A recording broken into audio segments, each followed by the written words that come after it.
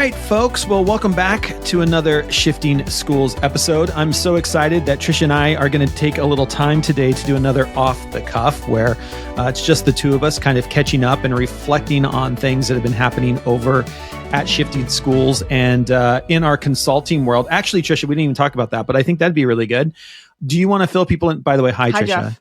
For the audio people, they probably need to know you're here. Do you want to start by just talking about what's been going on consulting wise for you? I know you've been doing some conferences and just talk about some of the stuff that you've been doing in your consulting life. Well, I'm marrying these two passions of mine. It's been really great. Like, I love teaching creative writing. That was always something that I absolutely love doing. So I had the joy and privilege of working with a group of creative writing teachers who were interested in this idea of using AI generated art to fuel creative writing. And we were, again, Jeff, you and I talk so much about prompt craft, how a truly powerful prompt is much different than, hey, ChatGPT, can you give me 5 ideas for? But when you're really, really specific, and when you're using an AI art generator, that really comes through, right? Like, the more specific you can be, the more, you really dig into your descriptive vocabulary, words, tone, mood, all of those things. You are literally seeing the difference in the prompt that you're getting. So been doing some work with that. Also looking at what AI art is going to mean for the business world. So how does it also help you think about marketing a new concept, about advertising, about coming up with a slogan? So, I'm hoping actually that we get more interest in that, because sometimes, Jeff, I hear people say, oh my goodness, these AI art generators are going to rob students of creative thinking. It's the opposite, folks. This is a trampoline for creativity if you're thinking about how to use it. So that's been a real passion of mine lately. And I know that you've been all over the map. How are things going for you in your world of navigating this journey of AI and working with educators? Yeah, it's been great. And I want to, before I talk about my stuff, you need to go check out Tricia's stuff over on LinkedIn. And we'll make sure there's a link to in the show notes, because the thing you did around the toothpaste brand was incredible. I mean, people need to see what you were able to do. And your post over on LinkedIn is fantastic. I shared it as well. But it's worth people looking at the art that you're getting into with Midjourney and stuff. And it literally gave me chills. So I'm excited about that. So check out Tricia on LinkedIn and make sure you read that post, because it's a pretty cool one on things you're doing with just launching new brands and what that's going to mean for even in the business world. I appreciate that. Thanks, Jeff. For me, the things. Yeah, no worries. Things keep, as we know, are blowing up with AI, and just trying to support schools and districts where we're at. I just got back from Kansas City. A shout out to the Kansas City, Missouri Superintendent's Leadership Forum, where I got to spend an hour and a half or so with superintendents from both states coming together to talk about and think about, what does AI mean for them? What does AI mean for our students? And, Tricia, I think the thing that's really I'm loving, and I know you're going to love this too, is how school leaders are really embracing that, opening up AI and using things like ChatGPT with students and teaching kids how to use AI is an equity conversation, not a technology conversation. And I know we've said that a lot here on the podcast, but it's so great when I get done doing a presentation and the feedback is, I can see this being an equity issue. I can see this being an equity issue. And that just makes me so happy that we are now looking at technology, not for technology, but understanding that every child across the world, and especially in Canada, Australia, America, like these rich Western countries, these kids need to have these skills. They need to be thinking about how are we leveraging this technology to make the world a better place and support countries and communities that might not have access to this. What does that mean for the next level? And I love that we're coming at it from an equity lens. And I know you've been doing some work around some ideas around that as well. Yeah. I think sometimes, and I want to just say full stop. We've got to be aware, of course, of the balance. Are AI harms and AI balance real? Yes, they are. But, Jeff, I'm just going to shout out another podcast I host, the Unhinged Collaboration Podcast. We recently interviewed Dr. Sue Lynn Blodgett, who is a researcher with Microsoft out of Montreal. And she was saying AI literacy has to be for everyone because we're going to need everybody advocating for more fair, just AI systems. And, it's going to be those that are playing around with the technology that understands both the ways that it can be used for good and the ways that it can be used in harmful ways. And I think this is true of all technology, right? So I think if you are saying, my head is in the sand, I'm not going to pay attention, and I am also not going to have my students learn about this, you're doing them a disservice because, AI is not just an academic integrity issue. We saw in the news this week, Google has partnered with some hospitals in the US to make the healthcare industry, a little bit easier. A lot of doctors and nurses talk about the administrative work and how that drains them of time and energy, and what can AI do to speed that up. But chatbots actually have also been used for good. Red Cross has a disaster relief chatbot. So if I'm in an area and unfortunately there's just been a disaster, there's a chatbot there that's meant to help get folks information really quickly in a trying time. So I think it's important to learn about the ways in which this technology can be used in really transformative ways. I'll just say one more thing about that. If you're thinking, I don't get it, what is Tricia talking about? How can AI be used for good? This is what I want you to do. Google this one thing. It's called Be My Eyes. And this is technology that's been, OpenAI has actually, Be My Eyes was an app before for folks who are blind or vision impaired. And OpenAI said, we'd love to partner with you. And the original app said, but this is free. We want to keep this free. OpenAI said, yes, we will make that happen. Essentially, if I am blind, I can take a picture of the inside of my refrigerator. The app is going to describe it back to me. And now because it's got AI, I can also engage with it further and say, okay, this is the contents of my fridge. Can you give me some ideas for what I can cook for dinner? So Be My Eyes, Google that, start thinking about the ways in which this technology is life-changing. Life-changing. Yeah, it's so true. It's so true. And I read that article as well. We'll make sure we link it in the show notes, where Google is partnering with, the healthcare system. And when I was reading that article, I was saying to myself, this makes sense, because in our trainings, I will have a usually special ed teacher that comes and says, does this thing fill out IEP forms? And I'm like, yes, actually it will. It knows IEPs. It will, if you give it the right criteria, it will help and support you in filling out IEP forms. And I think of that same type of idea that we see in education can be used in administration. Like, here's an intake form, or here we need a follow-up. And this thing can fill out the forms if it's got the information and be able to pull that data.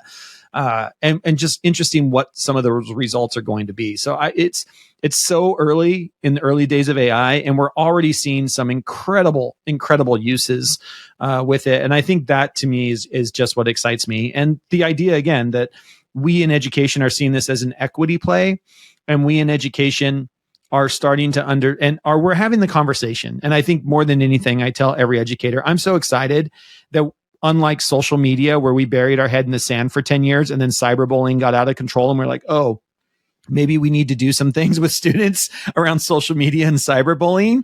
We're in the conversation, and we're trying to figure out best case uses, and we're trying to figure out what does this mean for education, the same time that communities and organizations and every other industry is trying to figure it out as well. And I think, to me, that's just so exciting. I'm so glad that education is in the conversation. And, I think going into what you were talking about is there's so many great use cases. There's so many great use cases around using AI. And, we've been running the cohort over at Shifting Schools. We've had 2-3 month cohorts that sold out. And some of the stories that are coming out of the participants that have been going through our cohort, I think are really, really cool. Do you want to start with our first story? Sure. Yeah. The cohort model, I think I've always been a big believer in, because it's not, just a one-off. We are building a community where people are sharing different ideas, and you've got a range of educators, some people who are very skeptical, some people who are really excited. You've got brand new beginners. You've also got early adopters coming together and, sharing their questions, sharing their concerns. So I think that's kind of the ecosystem where you get really rich dialogue. And we also, we've had a few people say, I don't understand why you limit the size of your cohort. And we do that because, we also believe in trying to customize our trainings as best as possible in that kind of setting. So Jeff and I are also always offering personal support. We had a member of the cohort reach out to us because we also have a virtual community where people can be sending DMs, questions. It doesn't just have to be on the days when we're sharing things or having a webinar. There's conversation when and where people want it. So we had a participant reach out and say, hey, we actually have a PD day coming up, and there's this one specific unit. Our school is really into UDL, and folks would love to know more about how generative AI can support this given unit and help us better understand UDL. And I was like, well, do you want a few resources? And the participant went, you can do that? And I said, that's the exact point of the cohort, right? That's why we do have it limited. So, if we had 3,000 people, no, we couldn't offer that, but we've got a nice cozy group. The participant was really grateful for that, but I said, you don't have to say thank you. Literally, this is what the cohort is for. So, again, we survey participants as they're coming in to learn a little bit more about their context. And every single week, we're also saying, like, what else do you need? What are you working on? What's coming up? Yeah. And this is our full-time jobs. We love supporting educators, just like we used to love supporting kids in our classroom, right?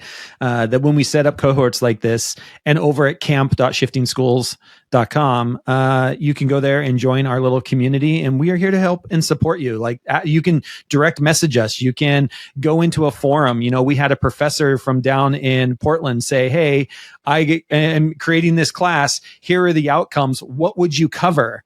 And I love that everybody's saying, well, this is what I would do for pre-service teachers. Just this idea around it. I love it. One of the other stories I wanted to share was, and I think this story is exactly why I love AI and supporting teachers and doing AI. This story comes from a culinary teacher who's in the culinary arts. And as you probably can guess, in these CTE programs, there's only one culinary teacher in a high school. You don't have a PLC. You don't have 3 other teachers to support you in creating fun and engaging lesson plans all the time. And you can only know what's in your head. And so trying to get outside your head.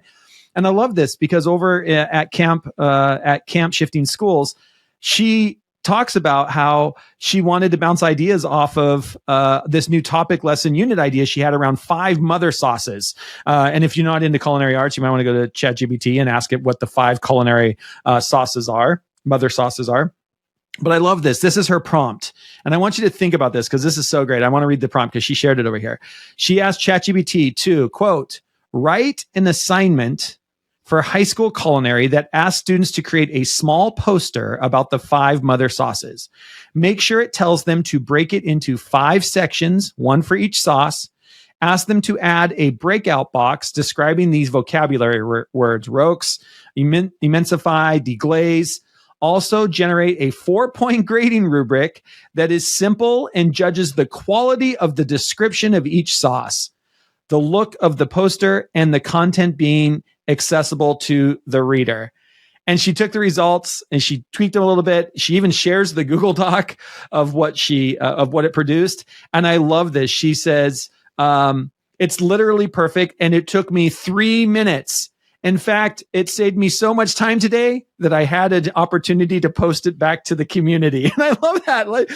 Here's just a mind-blowing moment for an educator who doesn't have somebody to bounce ideas off of, has this great idea of what they want to do, and is supporting them in doing the work that they have to do anyway. And even if we just does that, even if it just did that, what an incredible tool to be using in our classrooms, right? What an incredible tool. Anyway, I just love the stories that are coming out of our cohort. Again, you can go over to camp.shiftingschools.com. It's free to sign up. We've got open communities there. You can join us around the campfire. It's a whole camp theme. More over there at camp.shiftingschools.com. But just really great to see some of the stuff that's coming out of these 3-month cohorts that we've been running. So with that, Tricia, do you want to talk about our new offering that starts this November? I do. Yeah. As much as we would love to run another 3-month cohort, we are coming up to winter break. Jeff, you're going to be on the road. I'm going to be on the road. Maybe we'll see some listeners out there. We would love that. But we did have a few people saying, I still would love to have a community to experiment with. And we really are huge advocates for, if you want to understand the real power of this technology, how it can be transformative for student learning, you've got to experiment with it. So we do have a 3-week cohort coming. That's starting November 7th. It runs until November 21st. We're going to have a weekly live webinar, but if you cannot make the live webinar, you can watch the video. Every single one of our webinars that we've done with the 3-month cohort based on requests of participants. Jeff, I kind of wonder actually if you want to talk about what that experience has been like. You know, we're not, Jeff and I are not deciding this is the topic. We're reaching out to folks inside the cohort and saying, what do you want to learn about? What should we talk about this time? Well, and I think the thing that we both love about it is it pushes you and I to be thinking through different lenses all the time. You know, when our cohorts come to us and people are like, oh, we'd really like something around this given topic, you and I can come together, mostly you, because I've been on the road so much, but come together and say, okay, well, here's some ideas here. And then in the video or in the webinar, we have a chance to explain it, throw out ideas, get feedback from the cohort even more. I just love that we're meeting the needs of educators as they need them. And we're only as good as the feedback we get, right? We're only as good as the feedback we get. And so we appreciate it anytime we get that feedback, and we get to create new cool stuff. And it pushes both you and I to be thinking about that as well. And I think folks inside, we both love the live webinars. Folks inside the cohort too, because, you know, your example about the culinary art teacher, I had somebody else in the cohort reach out and say, you know what? I hadn't even thought about some of those non-traditional academic courses and how this is going to be transformative for them as well. So, yes, we have a weekly live webinar. We also have generative AI resources. These are ready to roll resources that we create that, again, the community is telling us this is what we're working on, or this is the unit I have coming up, or this is the parent caretaker night that's coming up. We build something for that. We're also going to have a weekly challenge. I think anybody that has ever been working on fitness, it's so much easier if you're doing it even with one more person. So, you know, we're going to have group challenges every single week that give you that time, headspace, hopefully, to experiment, and the supportive group. You know, Jeff, you hit the nail on the head earlier, where a big part of the cohort is also celebrating some of the small wins. So that's going to be a part of it. And again, we've got the online community when and where folks want it. So they've got questions. We're there to answer them. So it's just 3 weeks, but it's going to be pretty action-packed. Again, this is limited to 50 participants. The link to learn more is going to be over there in the show notes. We'd love to have some podcast listeners join this 3-week cohort. Again, November 7th to the 21st. Jeff, if there's a listener and they're saying, wait a second, okay, I've got a team of 10. Do I get a little bit of a team discount? How do I find more? Well, of course you do. And how should they? Yeah, of course how should they find out about the 10+ discount? What's the best way for them to find out more about that? Yes. Well, and we know that. I mean, you know, Tricia and I, yes, we have to make money because we have to live, you know, but we also are here to support where we can. And, you know, this again is going to be limited to 50 people. And the crazy part is we've only got 40 spots left before we even got time to make the podcast and send this out to our podcast audience. But so there's about 40 spots left. And here's what we'd love. Here's our, you know, our pitch to you. If you can get 10 or more people from your school to sign up, it reduces the cost from $175. We give you a 50% discount on that. So that means you're basically getting a 2-for-1 deal, 2 teachers for every, you know, a 2-for-1 deal. We'll give you a 50% discount if you get 10. And we've already got one school. That's the first 10 spots is a school that said, yes, we will take 10 spots. So we love that. We love sponsoring and just thinking about how does this impact communities at large. The other thing I love, Tricia, is this is, our last couple have been 3 months, a lot longer, a lot more in depth, a lot more resources shared. I love that this one's just 3 weeks. If you're thinking to yourself, you know what, I can't commit to 3 months because I'm coaching or my kids are doing volleyball or whatever it happens to be. Can you do 3 weeks? This is just 3 weeks.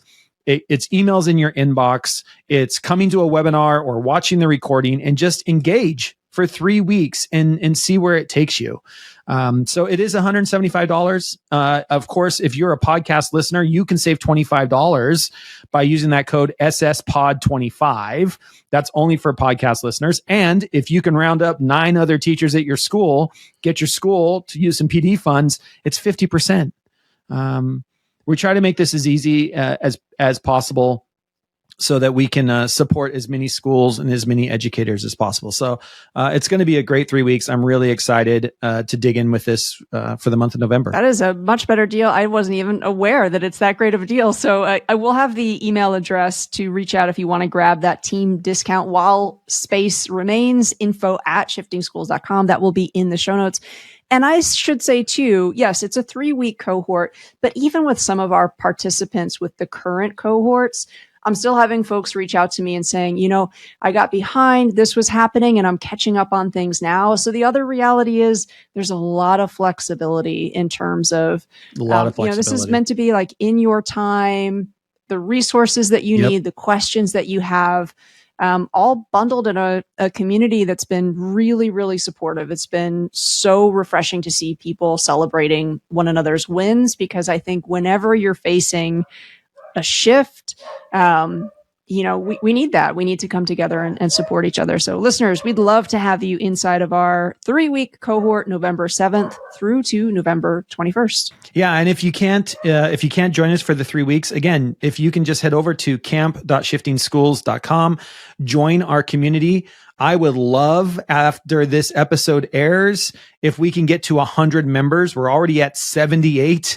members, so we're almost to the 100 member mark. I think that would be awesome, and I'd love to have some podcast audience members join us over there. You also can talk about the podcast over there. We have a conversation about all these podcast episodes that are coming out.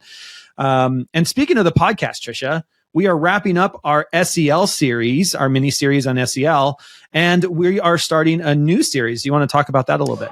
Well, Information Media Literacy Week kicks off October 23rd. Maybe your school is doing something for it. So we wanted to do not just 1 week, not just 2 weeks, but 3 weeks of conversation around information and media literacy. We have 3 amazing guests, each of whom points us to some great resources so that we can be exploring information and media literacy all year, doing it from an interdisciplinary stance, because I think that's the other thing is that, the era of AI means that we need to get sharper, more sophisticated information literacy in our schools. AI does mean that it's going to be a lot easier for mis and disinformation to be generated. So what are we doing to get students ready to be much more savvy consumers of information? So we're hoping, again, those 3 weeks, it's going to set you up to be thinking about that. Again, the SEL mini-series, we got some great feedback on that. We are still working on mini-series concepts for the year 2024. So if you're thinking, Jeff, Tricia, here's a topic I'd love to see you dive deeper into, reach out to us. Let us know. A lot of the ways in which the podcast has evolved is because listeners are saying, I'd love to hear more about this, or I want to learn more about that. So please don't hesitate to give us feedback and to request a mini series. We'd love to make one for our listeners. And Tricia likes cyber stalking guests. That's really what this is we have guests. I mean, we have some incredible guests on the podcast. I think every listener will tell you that, just some of the people that you've been able to get access to, because you love cyber stalking them. And people love to share. right? People love to share. And so, yeah, if you have a mini series topic that you'd like us to dig into, please let us know. And then we will let Tricia the Sleuth go find some incredible people to come on and share their experiences and share stories and some in-depth looks into those miniseries. So yeah, absolutely. I think that'll be a great thing to be thinking absolutely about. Doing that research to find the guests that you want to hear from. I wish that were my full-time job. I love doing that. So please do any requests you have for the coming year, or if your PLC is going to be focused on something, give us a little bit of lead time and we'd love to put something together for you and your school community. I love that. Well, thank you, Tricia, for sitting down and recording this off-the-cuff episode. I know it was fun-packed, a lot of stuff. You're going to want to go over to, of course, shiftingschools.com. You can get everything from there. Also, check the show notes of this episode where we will have links to everything that we talked about as well. So, Tricia, thank you so much for sitting down and doing an off-the-cuff episode. Really appreciate it. It's always great to hit the record button. My pleasure. Jeff, I'm realizing, though, we forgot to tell listeners, we talked about Shifting Schools Camp multiple times. There's one other reason you might want to head over there, and that's because we have kept our Leading in the Era of Generative AI course free when you join camp. So again, if I totally forgot about that. That's another, I think, reason that many folks have made their way to that space. So if that intrigues you, our free course, Leading in the Era of Generative AI, you're going to find it at camp.shiftingschools.com. Awesome. This is the problem. Too much stuff to share. We've just got to do these more often so we don't have to try to pack everything into an episode. But we'll try and do that in between our travels. Thanks, everyone, for tuning in. Really appreciate it. Until next time, we'll see you on the network.